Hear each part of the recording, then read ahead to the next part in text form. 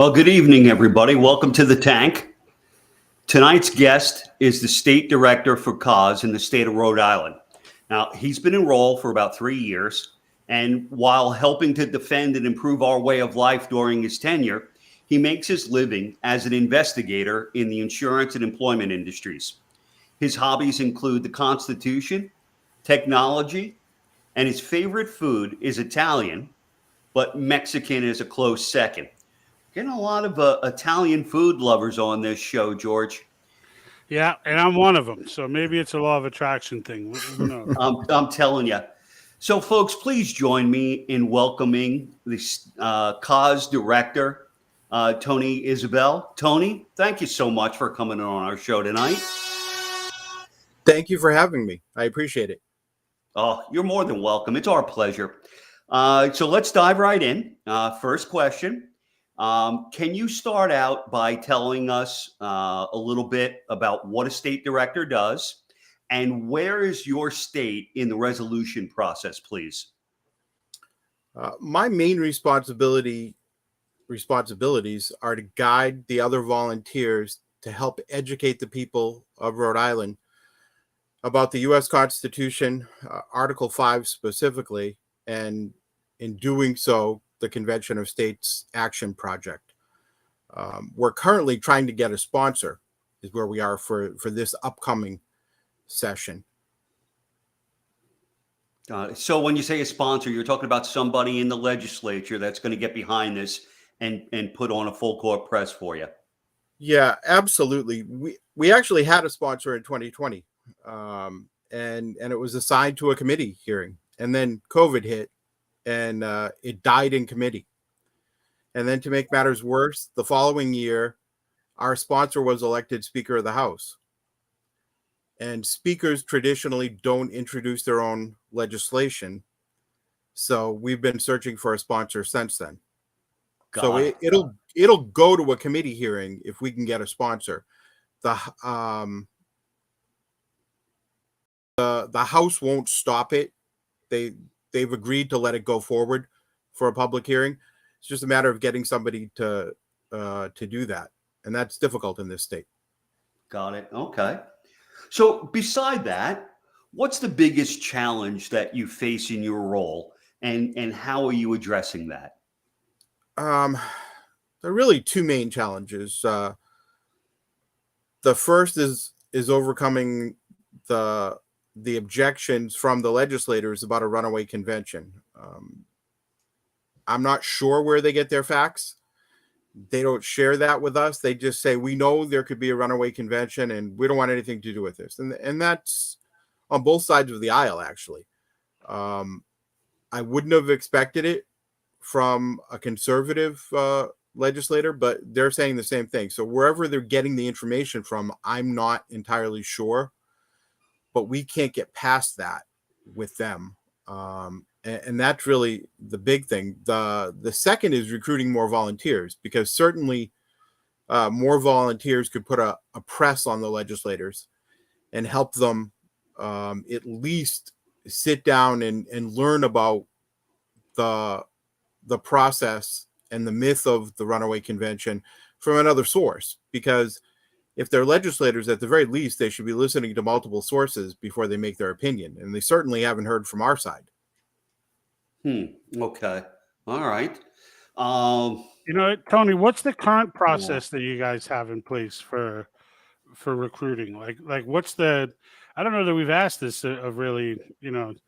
How do we like what's the? I don't know if it's the same in every state. I imagine it's a little bit different from state to state, but there's probably some things that are the same. But from a recruitment perspective, aside from the Patriot think tank, and we're out recruiting for you guys all the time, but I don't know how many viewers, in Rhode Island, et cetera, to one state to another, but from your perspective though, what do you find to be the most effective recruitment strategies? Well, we have our own internal tools for people who sign the petition. Our follow-up team calls them and interacts with them, thanks them for signing the petition, asks them about volunteering. Also, we try to do as many events as we can, public spaces, set up tables, booths, to try to spread the word that way. That's really the two ways we do it in this state. And this being less than conservative of a state, there are virtually no gun shows, which would be a large draw as it is in other states. And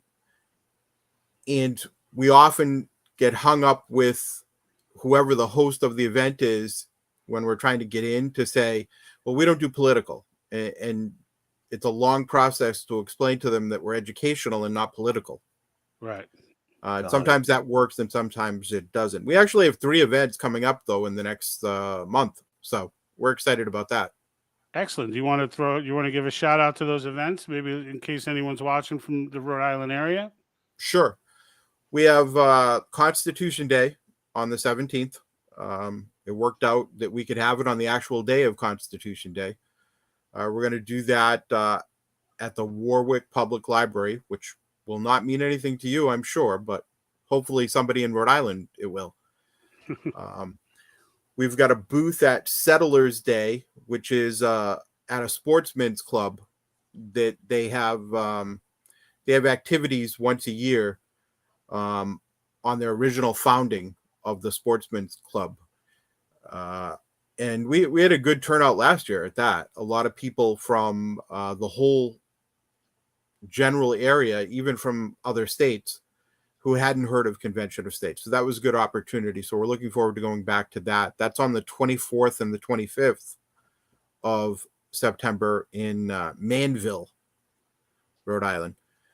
And then on October 8th through the 10th, so it's 3 days, and those are difficult days, we're at the Situate Art Festival, which has been difficult to get into for the last 3 years that I've been trying, but we finally got in there. The unfortunate timing of that is it's our national summit in Orlando the same weekend. So we've got volunteers unavailable to work the booth, and because they're going to be in Florida. So that's a little tight, and we're trying to scrape that together. But those are the 3 events, and then we do a prayer brunch the first of the year, and we don't have a date for that yet, but that'll be sometime in January. Is there like a website or something people could go to like get all that information? We don't, but if they go to the Convention of States Action webpage, because of cookies, it realizes where you live and it populates it with our local activities. Okay.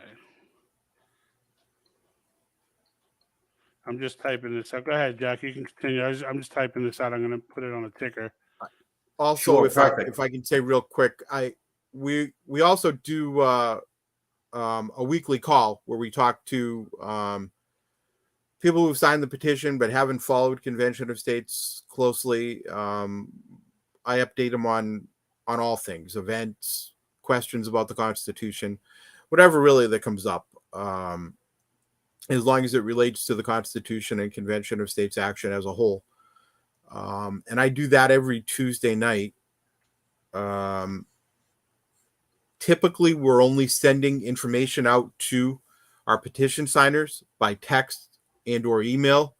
But oftentimes they tell somebody else and they come on the call. So it exposes us to a few extra people that way. Awesome. You know, listening to you, Tony, it's evident that you're doing a ton of work for our country, and I personally would like to thank you for that. My pleasure. With that said, can you tell me about a success that you've had and what you've learned from that success during your tenure? Yeah, it actually goes back to that resolution we had in 2020. The way that came about was interesting. I had just taken over the role as state director, and if a petition signer gets contacted by their legislator through the email that we send when they sign the petition, it bounces to me as well, so that I know that that the legislator is reaching out to them. And I got one of those in my first couple of months in position, and it said that there was a person locally, actually in my town, that had asked their legislator, to support convention of states, and his response was, "Tell me more." I said, "Whoa, Wow. okay." So that turned into she didn't want to get involved. She signed the petition, but she didn't want to get involved. But fortunately, the only other volunteer in the state at the time happened to live in this representative's district. So I reached out to him and I said, you've got to get a meeting set up. And this went back and forth for about 6 months. And then we got a meeting. And at the meeting, he said within the first 5 minutes, he said, "I don't want to waste your time in you telling me about Convention of States. I'll sponsor your bill." He said, "I'm not a supporter yet, but I'll sponsor it. And we'll see what happens at the hearing." Now, I told you the second part of what happened, and that ended. But that was just because of a phone call that was made and an email exchange. And there were only 2 of us volunteering at the time, and it just worked out. But that was certainly a successful event because it turned into a sponsor. Right. And while that didn't turn out well, that is no reflection on what brought us to that point. It's also a testament to how state legislators are accessible. That's a point we make on here all the time is that, like, I get people commenting about state legislators. "Oh, you're just going to go from one political group and give power to another political group." And it's like trying to convince them that state legislators are not the same animal that federal legislators are is not always an easy task, but it's definitely one that I take on regularly in our comments section. Well, we could run into them in the grocery store, the pharmacy. They have children in the same schools as these people. They know them on a first name basis. That certainly is going to happen at a federal level in most cases. Right. So yeah, absolutely. Rhode Island is small, obviously, but a representative's district might represent, I don't know, it's about 14,000 people. About 7,000 of those are actually registered to vote, and about 3,500 of those actually show up to vote. And these are generalizations, of course. Right. So 50 or 100 votes out of 3,500 really gets the attention of a legislator. Right. Because I've seen races won and lost with less than 100 votes in this state. Yep. Which can't happen in other states, granted, but we're talking about this state. Yeah, and a good thing to point out as well with Rhode Island, if people are looking at it and saying, "Oh, well, Rhode Island's so small," and I looked up some of the stats, it's like a little over 1 million people in population, 4 electoral votes, as opposed to like California getting 54 electoral votes.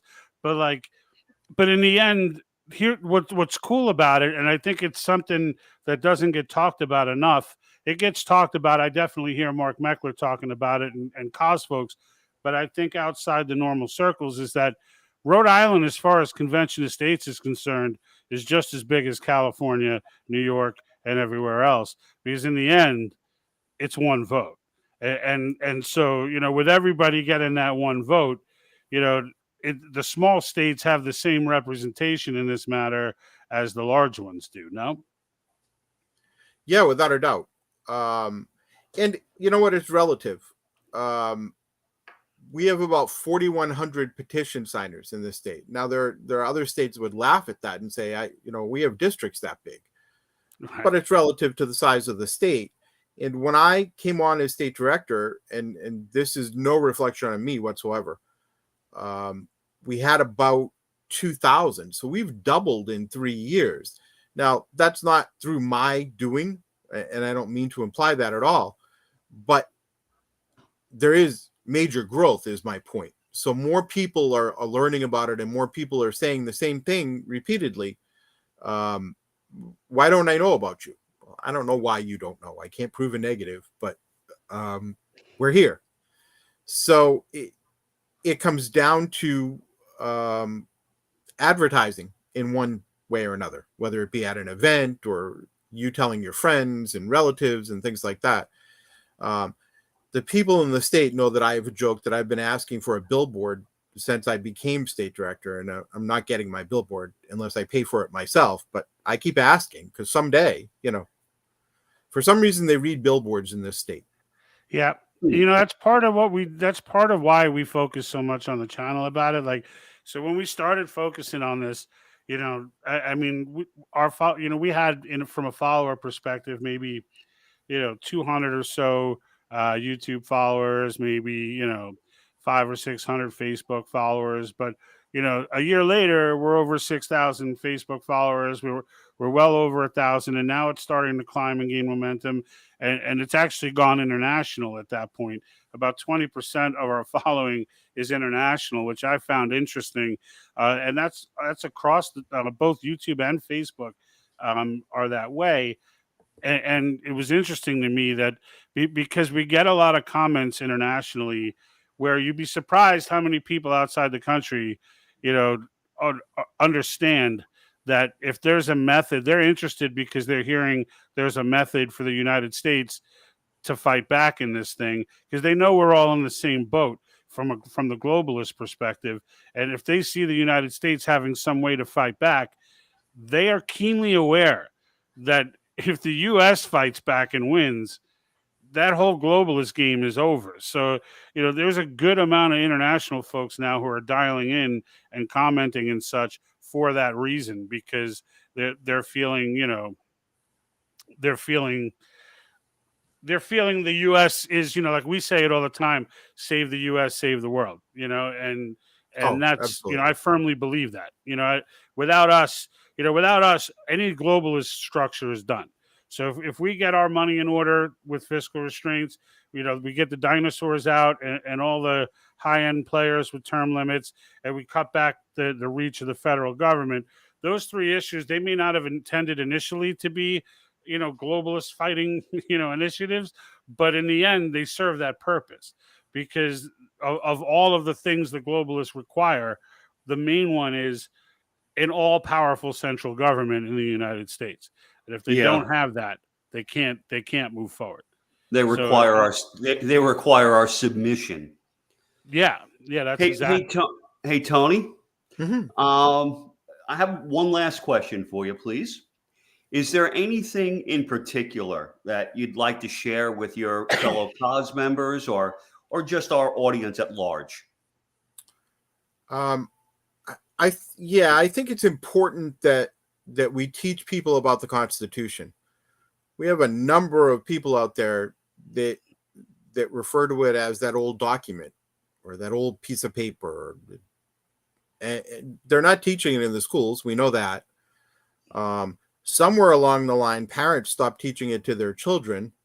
So we need to educate people on the Constitution. Parents don't even know it themselves now. Well, in recent generations, you're absolutely right. They don't. Yeah. And the Constitution, obviously to you two, is extremely important. It's the fundamental principles of the country, how it was formed, what we're supposed to do. So teach the Constitution. We are fortunate as an organization that we work with Patriot Academy and we teach the Constitution in classes with Constitution Alive. I'll go out there and we have three instructors in the state that can go out and teach a class, whether it be a church group or, in somebody's home. It doesn't matter. I did one at the beginning of the year myself at a coffee shop that's owned by a conservative man. And he said, I'll give you my private dining room to use, because this is important. So teach the Constitution. I think that's the one thing we've got to impress upon everybody because it's not being done. I agree. And we talked about this with Chris from New Jersey, where it's legislators themselves. One of the questions I asked him, and I'm kind of curious to know from you as well, is, when you look, so I tried to look up the demographic in Rhode Island. Pew Research Center had a breakdown of about 30% Republican or lean Republican, 22% don't lean one way or the other, and then, which I never believe, and then the Democrats or leaning Democrat is about 48%. And I'm, when I look at the demographics, I'm thinking, I think they could be in our favor because I do believe that these topics are universal. Like, I don't think, I know Democrats personally who are for these issues and are, and are positive when they speak, about accomplishing those goals. But in the end, like what Chris was explaining, and what I was asking, how many of the people in the legislature, I know you mentioned, they're all buying into the runaway convention nonsense, which is gibber. We both know it's gibber. Well, everyone here knows that that's nonsense. I've done multiple videos destroying that concept, but in the end, they don't know any better. And I think it comes down to, even our own legislators don't know don't know anything about the Constitution. And Chris True. had mentioned to me that in Jersey, at least, one of them actually, quietly acknowledged as much and said, like, a lot of these people in here know nothing about the Constitution. And it's shocking and a little disturbing to hear that. But I get that feeling. I mean, I think it was West Virginia where I did a clown video on this one woman right before it passed. There was she was just talking smack, like she called it the articles of convention, and meaning the Articles of Confederation, and like started to go on and count the articles. And I just had a blast with her. You should check that one out. It's actually really, I still laugh when I watch it. But like watching these people speak out loud just makes you think of Lincoln, saying sometimes better to sit back and be, assume the fool than to speak up and remove all doubt. And their lack of constitutional knowledge is the only thing that allows that runaway convention concept to exist. How many of them do you think you have in Rhode Island? Without having to insult them, you're going to need to get them on your side. But just in general, like, do you think it's a large portion? To that extreme, probably not. I think that some of it is, there's no nice way to put it, a form of brainwashing. They were told by somebody that this is it, and that's what it is. And they believe it because... Well, go ahead. No, please. They trust their source. You shouldn't always trust your source. Well, yeah, and it's a lot of it's confirmation bias nowadays as well, right? So, now you're familiar with the John Birch Society, yes?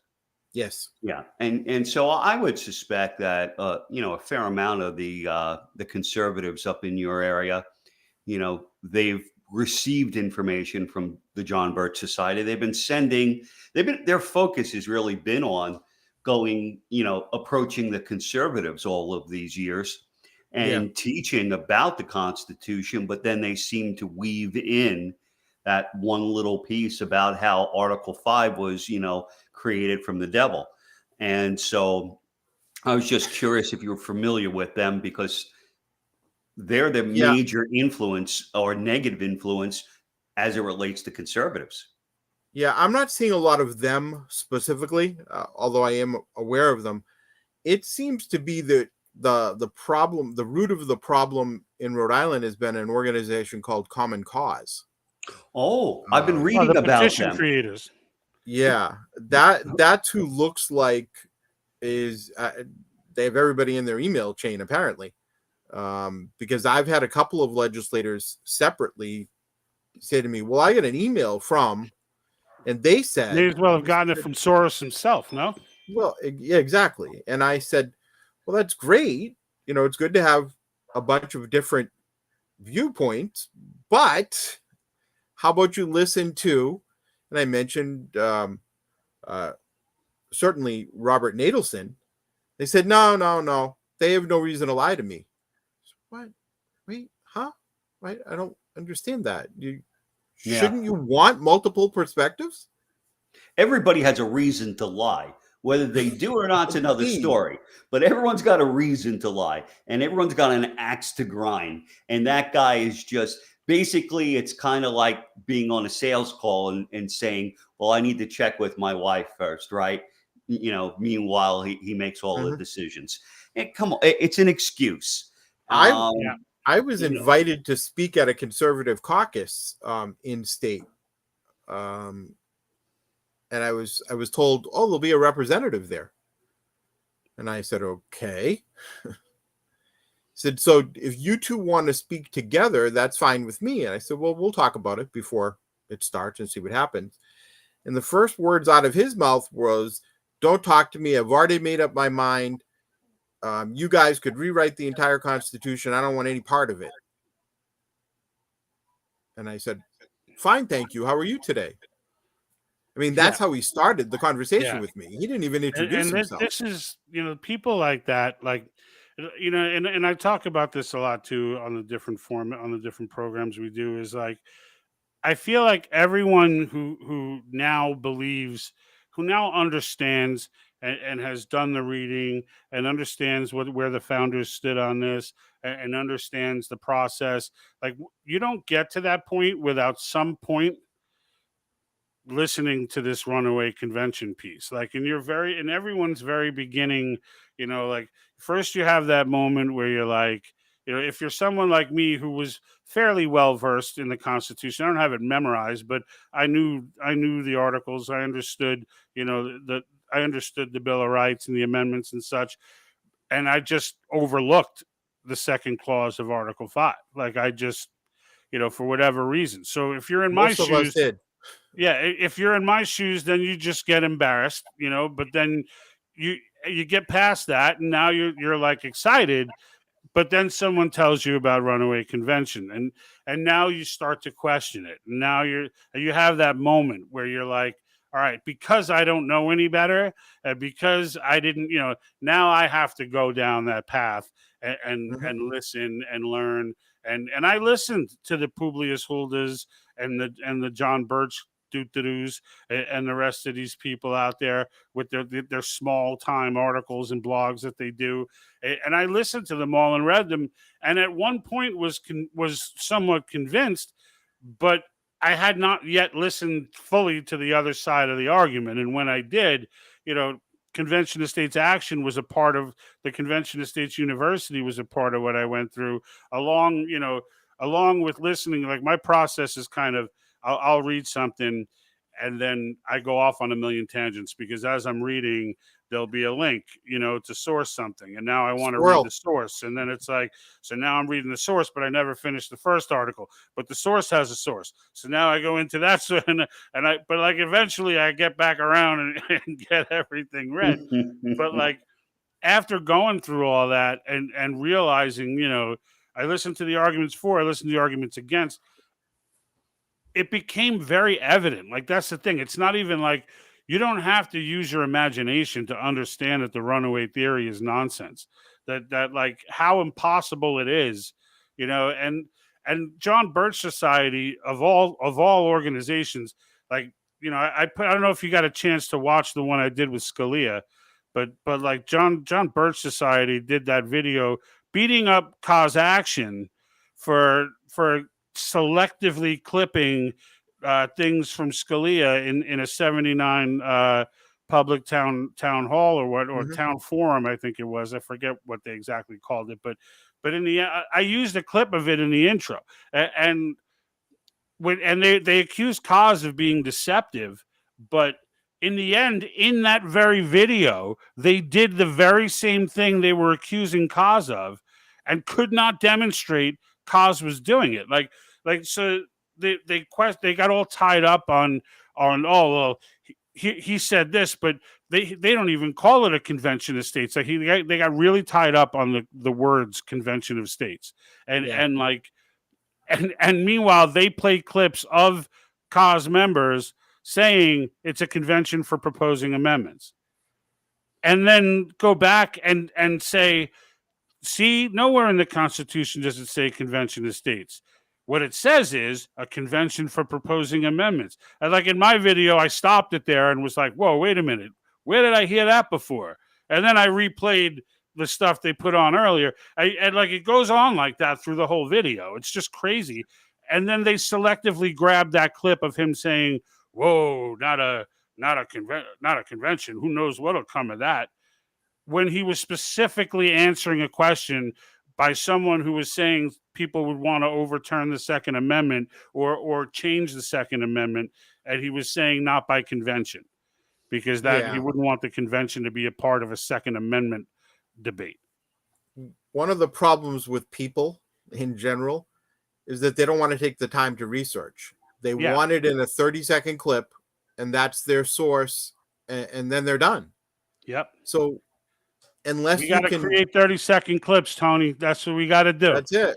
We got to create more 30-second clips than the Soros groups and the Common I made Cause that people. comment.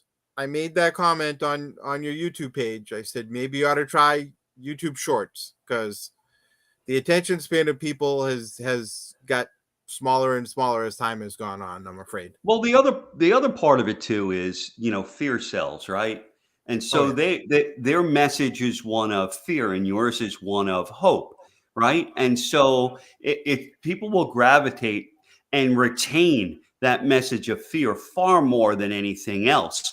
And so in some ways, well, I know here and I don't know how you could convert what we do, but George and I kind of pump in an element of both. What we try and do is, raise the blood pressure of our viewers and point out the issues at hand and how they're going to impact their family and their future in this country.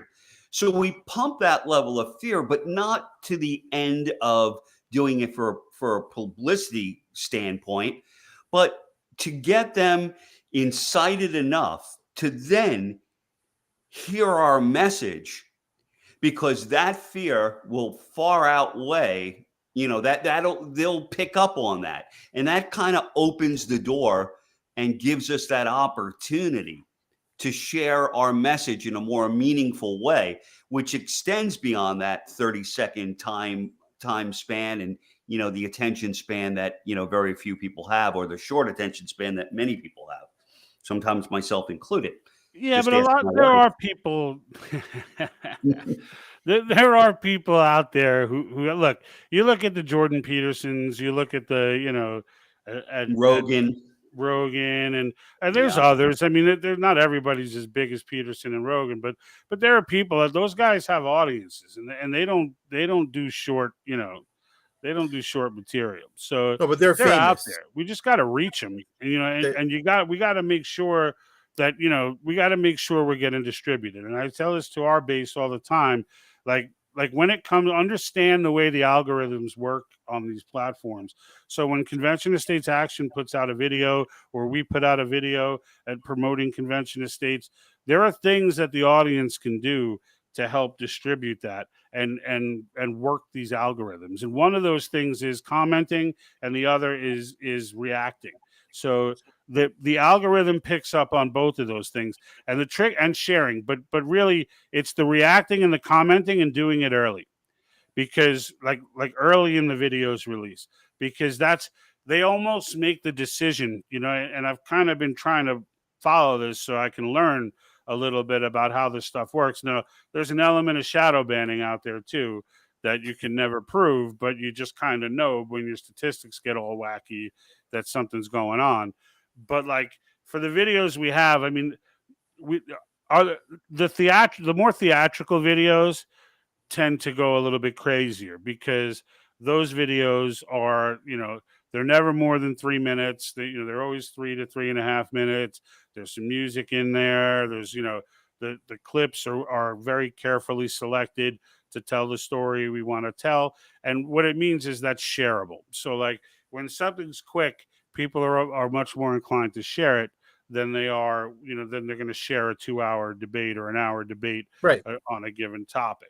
And so like to Jack's point, like we found success in that way and growing our base significantly, and we're starting to learn this game. Like we're starting to turn this franchise around, right? So, it's a point on Facebook where we were kind of dropping videos at the wrong time, or not even at the wrong time, but like they weren't produced. There's a certain way to do them where they become more shareable, and we're starting to learn the technique in that game, and it's been successful. Like just in the last, and now mind you, each one of these videos, like it may be a video totally freaking people out about fourth industrial revolution and what WEF wants to do in the globalist scheme, but make no mistake, every single one of them ends with a convention of states message. So I don't doubt that. What's that? I don't doubt that at all. Yeah, every one of them. So you got to hook them. Yeah, and that's it, right? So in the end, they'll watch these to the end, and when they do, they're gonna see what the solution is, and that's and we engage. Some of these videos are getting thousands of comments. I'm in there personally engaging people, under the Patriot think tank, and trying to explain to them that we didn't put this video up just to show the problems. Like the idea was to make sure the problems, but really to present the solution. And that's how we end off every one of those, because it's true, right? That's what we want. So and as a whole, even I'd love to have some of the media folks at Cause Action on here as well, and just share some insights with them as well. You know what I mean? Because I think that kind of strategy in this social media game, like the left Marxists understand it phenomenally. Oh, they could teach it. Yeah, they've mastered it. So it's like it's on us now to kind of, all right, they're going to shadow ban us a little more, but whatever. Like we've still been able to grow. They haven't been able to stop us they suspended us from YouTube twice, but we just came back, kept trucking along. Suspensions went away. Now the slate's clean. We got Mike Arnold on here. Yeah. Says educating the grassroots is the primary responsibility of all state directors. It is. Yeah, that's our mission. Yep. Absolutely. I didn't use those words, but when I said educate the people of Rhode Island about the Constitution, we're supposed to engage them in self-governance, which is our core mission. Our project is to get a convention to propose amendments, but our core mission is to recruit people and teach them about self-governance. That's really the bottom line. Yeah. Yeah. And it's not easy.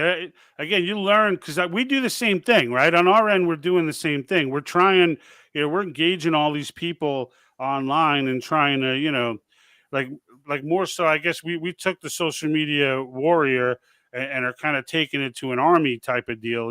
Like we're trying to get a militia going on here more than, and in the end, all these people we engage, and I'd said this before and I said last week, I had said this, there are people, how they say you can't win an argument on the internet and it's not worth arguing on the internet, but this is worth arguing on the internet, because you do have a lot of those people, unfortunately, some of the representatives, it takes a little longer, but like in South Carolina, those guys, from what I saw of their old debates, even from what they're saying now, they were in the same shoes that you guys in Rhode Island are in now.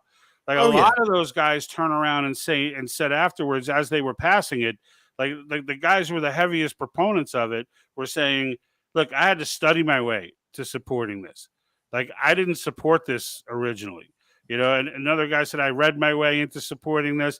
Like they acknowledge, almost humbly, that, yeah, like I was one of those people and then I got over it. And that's, as long as the grassroots keeps poking away, you get these folks to read.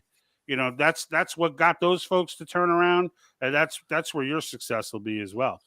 Yeah, repetition is certainly the key. And if nothing else, I'm relentless. I like I said, I do that weekly call. It's actually 3 years this month, and we've done it every single Tuesday night.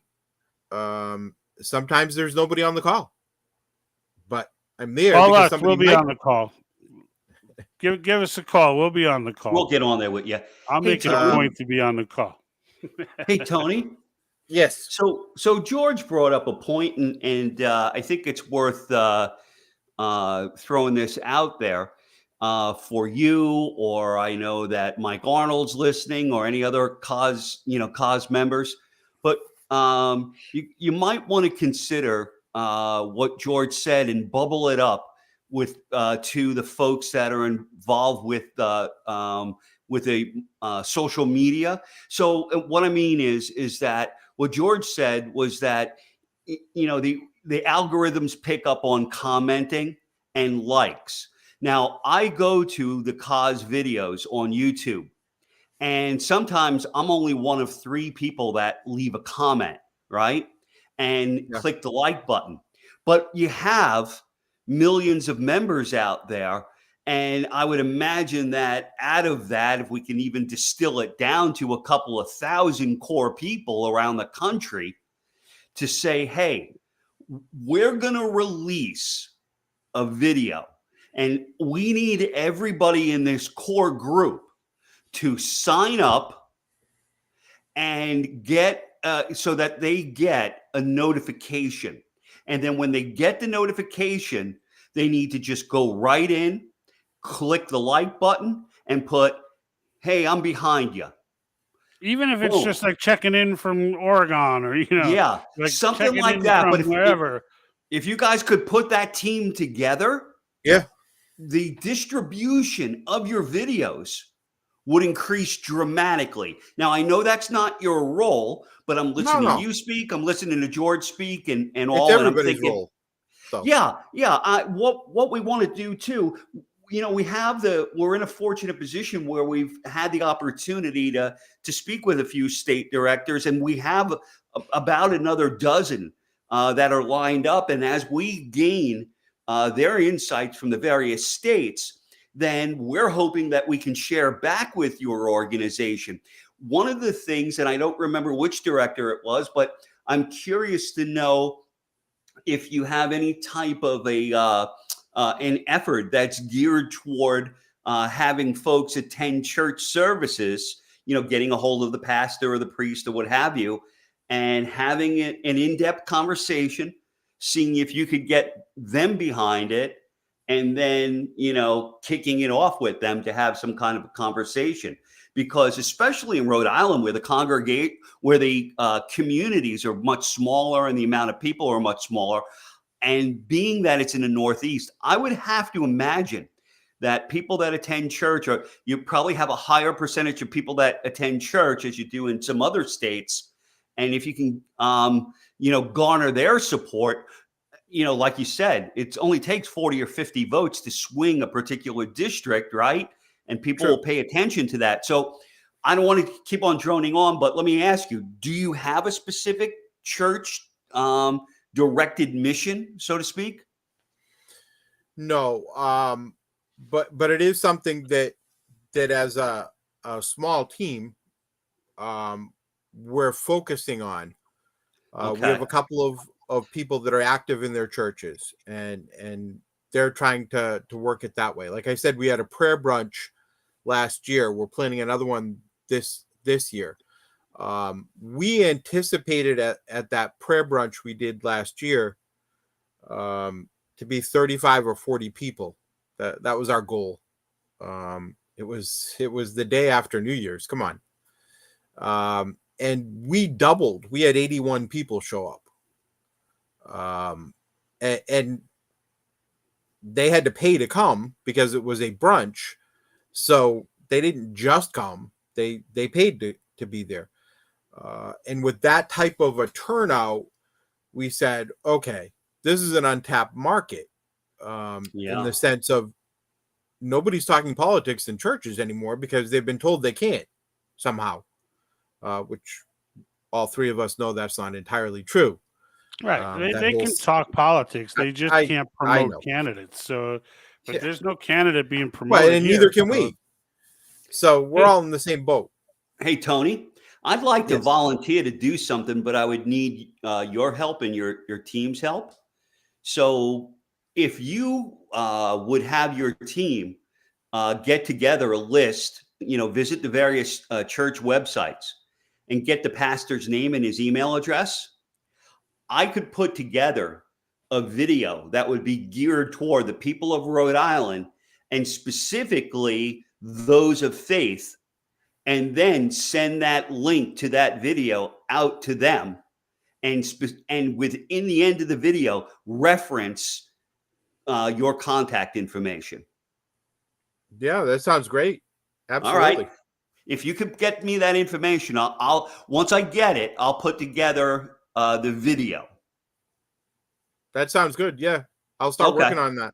Yeah, I want to be able. I mean, both George and I want to be able to help. That's why we're here. Oh, George too. Oh, well, that changes things then a little. All right, forget it. Yeah, I'll tell you. I'm telling you, I my get no reputation. respect.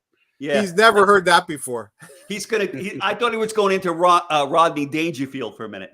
Yeah, no I respect. get off the airplane. I asked the cab driver, "Take me to the hottest spot in town." He takes me to my house. I get no respect. I loved Rodney. No, that's good stuff.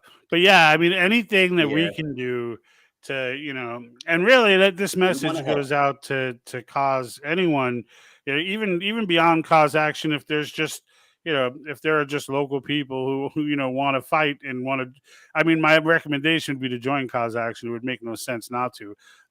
But like, if there's some kind of video, I had someone reach out to me at one point asking if I can assist with some video editing and things of that nature. And, and I said, absolutely. And, but I hadn't heard back. And now, I guess once or twice they were asking me, can we use your videos? And I was like, yeah, you can use my video. Like, I'm not going to, what do you think? I'm going to sue Convention of States? Like, what the heck?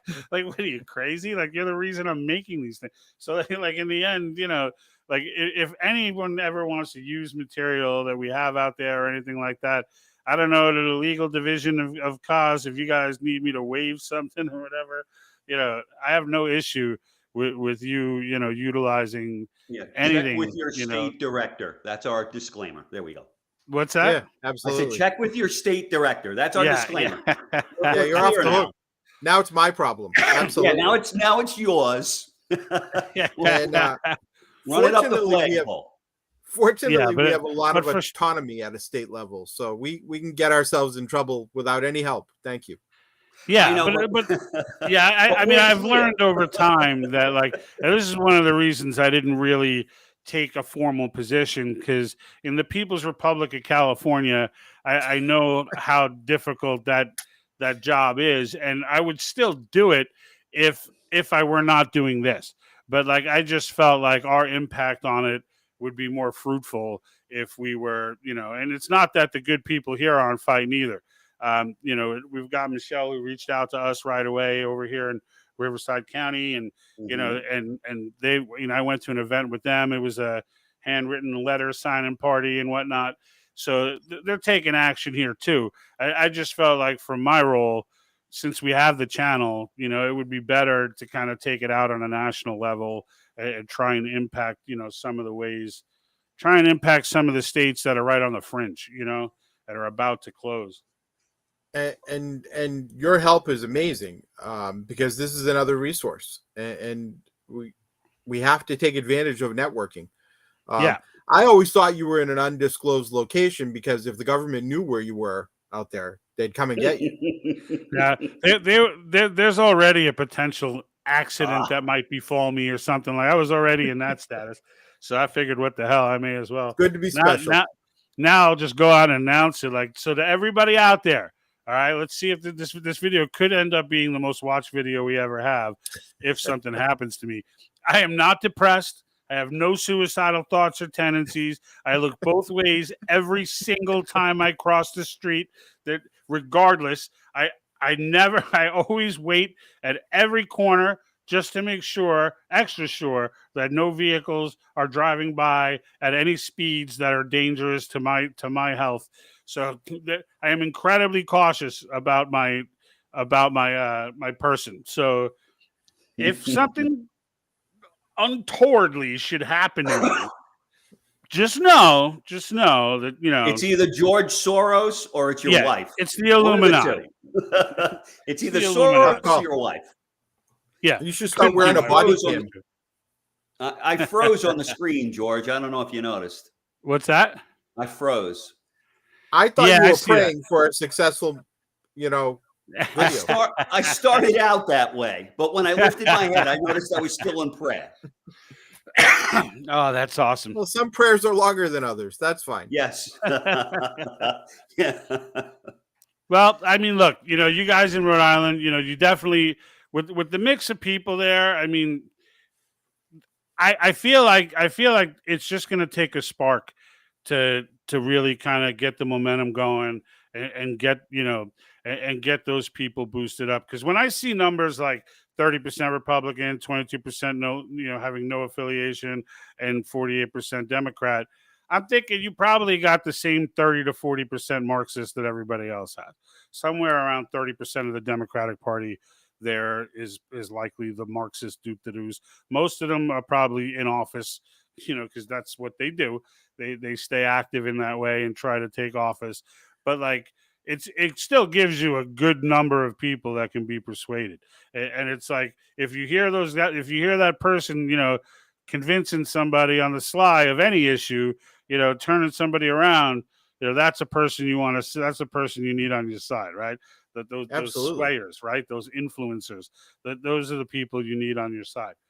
Like all one by one, I've been turning these people because they're turnable. Like the people that are in the runaway convention mindset, most of them still love the Constitution, and still, if you talk to them about almost any other issue, there you find yourself in agreement.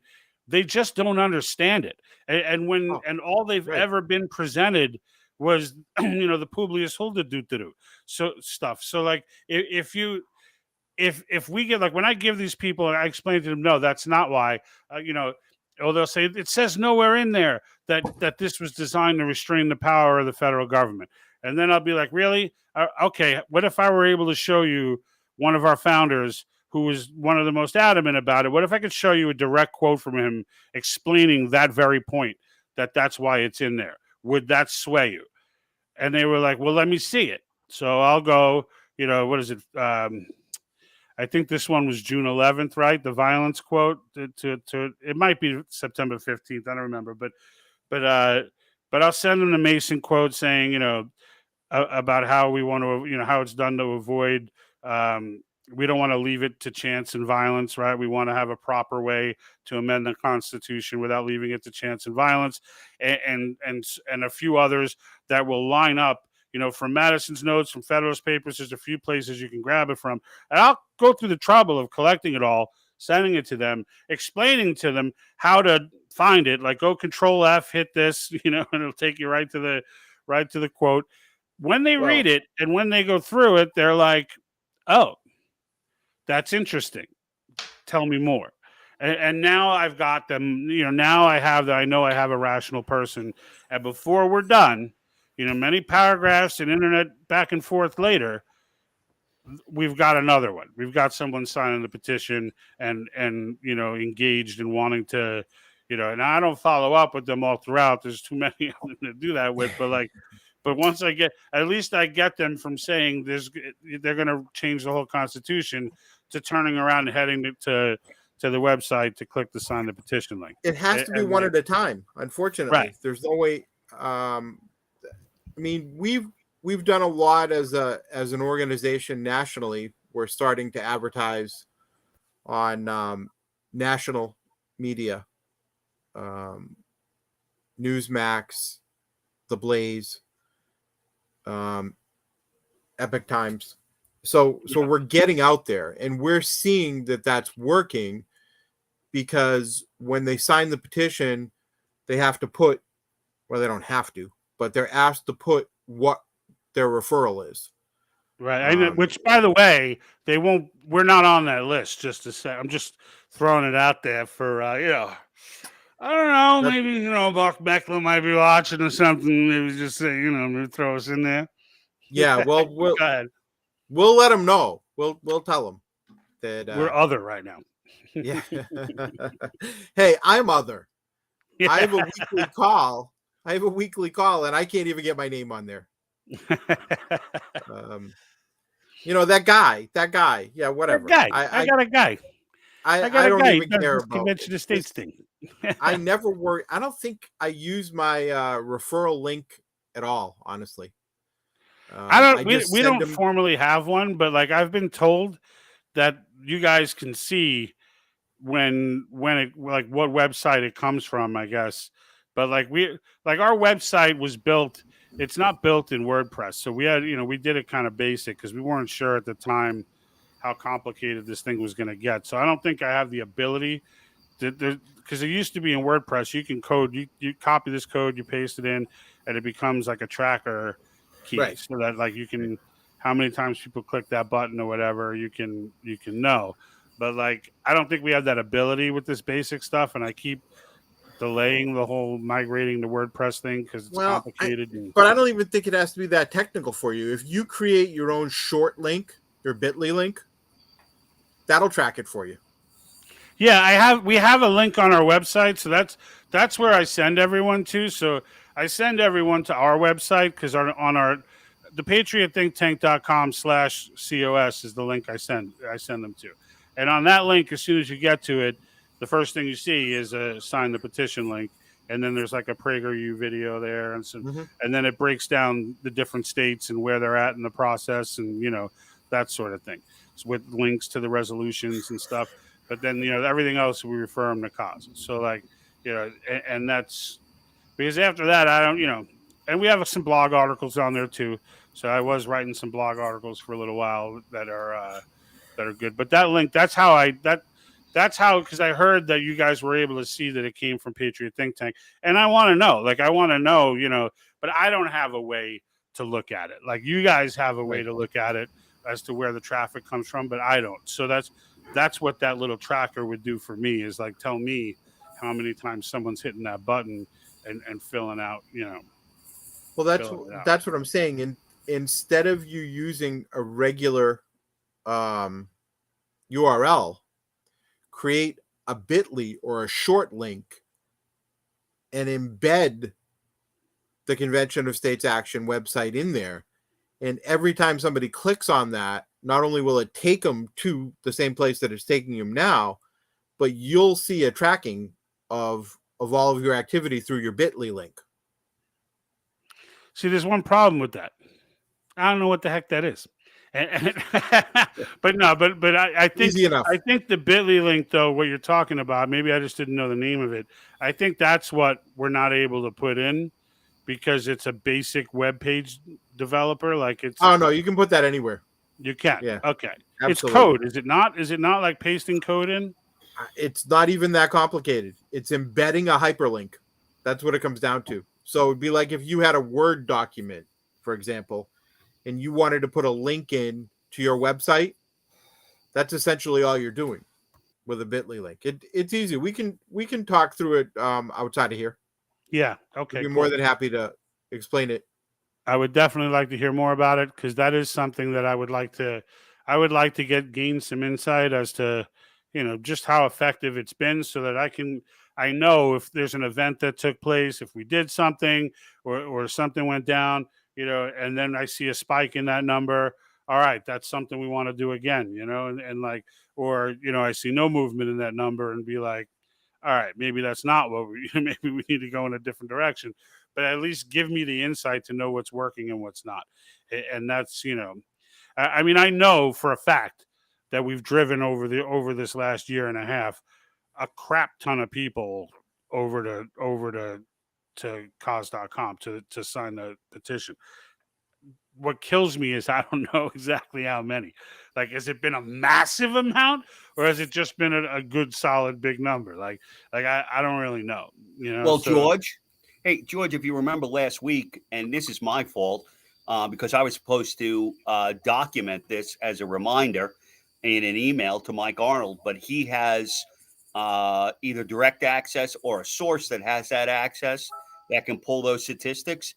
And he made us that offer. I just haven't sent him a reminder to do that, which I was tasked with. Way to go. Yeah, well, thank you. I mean, I'm right there. Teamwork. Way to go. All right, I'm going back on mute. Bye. That's all right, because we're at the hour. But I just want to say, Tony, thank you for coming on. I appreciate the insight into what's going on in Rhode Island. It's and again, Rhode Island is equally as important as anywhere because it's all one vote. And so, you guys got a small state there to rock with, but like it in one way, it's a good thing, right? It's less people that you have to sway, but at the same time, right, you got your unique challenges with the legislature that you have now. But you can take solace in knowing what happened in South Carolina.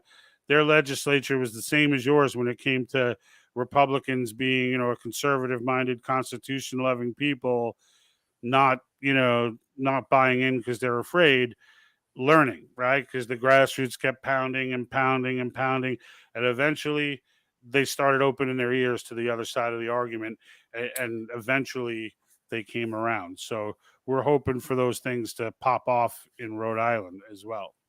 Yeah, that's the biggest problem, I think, that we want to see change immediately.